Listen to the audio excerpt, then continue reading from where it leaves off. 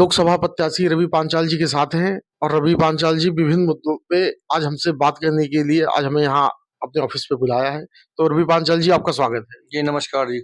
रवि पांचाल जी, मैं इस देश में भी इस समय बहुत जबरदस्त हंगामा मचा हुआ है जी बाबा साहब अम्बेडकर के विषय में। जी अमित शाह ने जो बयान दिया है लोकसभा में, तो उसके बारे में आपको क्या कहना है?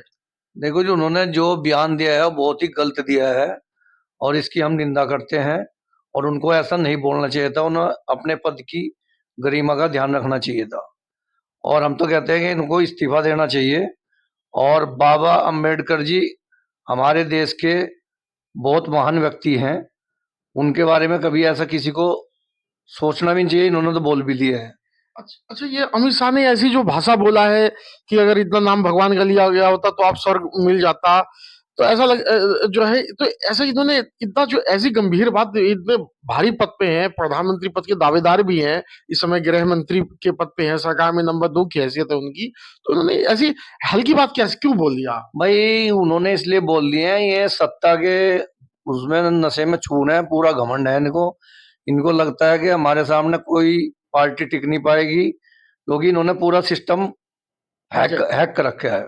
जी, तो अब क्या मांग करते हैं अमित शाह के लिए? कोई आप अपील करना चाहते हैं नहीं, इनसे? अपील क्या करने, हम तो कहते हैं कि जो भी विपक्ष पार्टी है सभी इसके बारे में घोर निंदा कर रहे हैं। और हम तो कहते हैं कि इनको अपने पद से इस्तीफा दे देना चाहिए, क्योंकि इस लायक ही नहीं कि इस पद पे बैठे हैं। अच्छा पांचाल जी, चलिए आपने ये वाली बात कही। अब मैं एक इस समय एक देश में एक अलग कानून की बात चल रही है, वन नेशन वन इलेक्शन। जी जी क्योंकि आप लोकसभा का भी चुनाव लड़ चुके हैं, विधानसभा का चुनाव लड़ चुके हैं और आने वाले 2027 में आपने दावेदारी भी पेश कर दिया है। 27 में लड़ेंगे, 28 में भी, 29 में भी सब लड़ेंगे। तो कौन कौन सा चुनाव लड़ेंगे आप? सांसद का, विधायक का, मेयर का, बस 3 चुनाव लड़ने हैं। 3।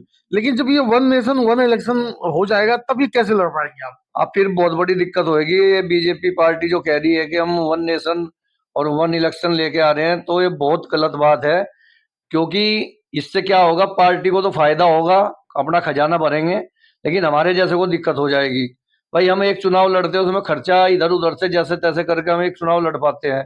अगर इकट्ठे ही चुनाव हो गए, तीनों चुनाव हमें इकट्ठे लड़ने पड़ गए, तो कैसे लड़ पाएंगे? कहाँ से इतना धन इकट्ठा करेंगे हम, और कहाँ से इतने प्रस्तावक लाएंगे? बहुत सारी दिक्कतें हैं। मतलब इससे मैं मानता हूँ कि बहुत गलत निर्णय लिया है इन्होंने। और मैं तो यही चाहूंगा कि इनका ये जो संसद में बिल पास ना हो, और इसमें वोटिंग भी खैर अभी तो कमी हुई है, इन्होंने इसको आगे उसमें हाँ, जो कमेटी में, तो मुझे नहीं लगता कि ये पास होगा। और हम तो यही चाहेंगे कि पास ना हो तो बढ़िया है। जिस तरीके से इलेक्शन होते आ रहे हैं उसी तरीके से होए तो अच्छी बात है। अच्छा, ये इनकी मंशा क्या है? ये क्या चाह रही है बीजेपी? मनसा ये है कि चाह रही है कि जैसे कांग्रेस ने 70-75 साल राज करा, तो ये चाह रही है कि अब हमारा ही राज चले और हम ही घोटाले करें, हम ही पैसा कमाए, दूसरे को कोई मौका ना दे, सबको कुचल देंगे।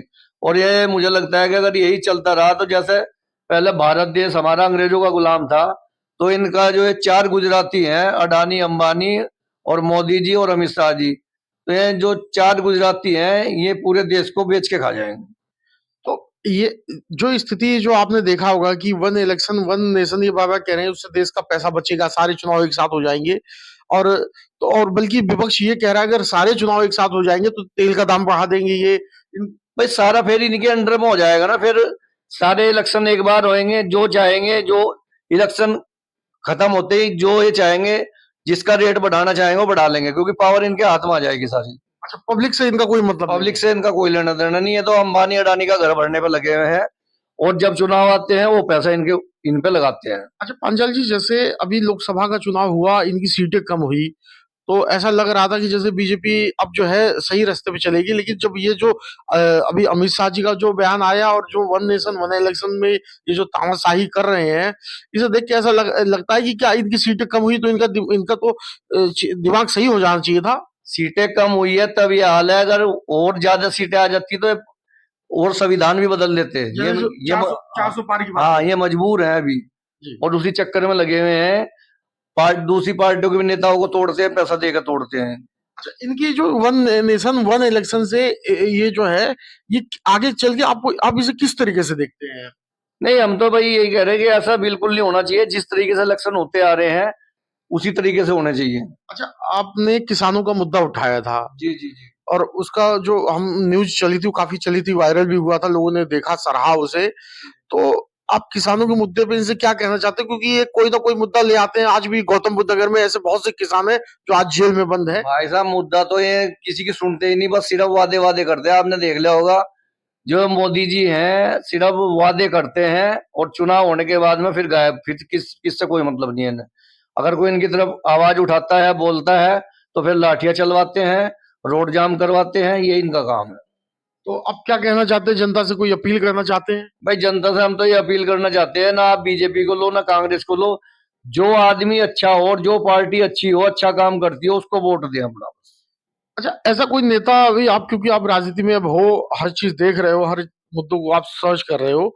ऐसा कोई नेता ऐसा है कि जो मोदी जी की जगह ले सकता हो, प्रधानमंत्री बन सकता हो? मोदी जी की जगह जी वैसे तो राहुल गांधी भी ले सकते हैं, लेकिन अब जैसे प्रियंका गांधी सांसद का चुनाव लड़के आई हैं, मेरा जो मन कह रहा है कि कांग्रेस इसको 2029 में प्रधानमंत्री का चेहरा रखेगी। और पूरी उम्मीद है कि ये देश की प्रधानमंत्री बनेगी, क्योंकि इनमें इंदिरा गांधी जी के पूरे गुण हैं।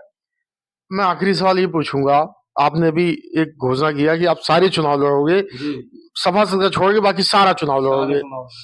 तो आप बस मुझे ये बताइए, अब 27 का चुनाव हो रहा है, तो आप 27 में गाजियाबाद विधानसभा से में आप प्रत्याशी बनोगे या साहिबाबाद से नहीं, हम लो? साहिबाबाद से बनेंगे, हम साहिबाबाद में रहते हैं। तो साहिबाबाद में आपका आपका चुनाव को लड़ने का पूरा इरादा है? साहिबाबाद प्रत्याशी रहेंगे और साहिबाबाद में रहते हैं। सांसद का आएगा तो गाजियाबाद पूरा जिला आ जाएगा, मेयर का आएगा तो पूरा जिला आएगा, कोई दिक्कत वाली बात नहीं। चुनाव गाजियाबाद से लड़ेंगे।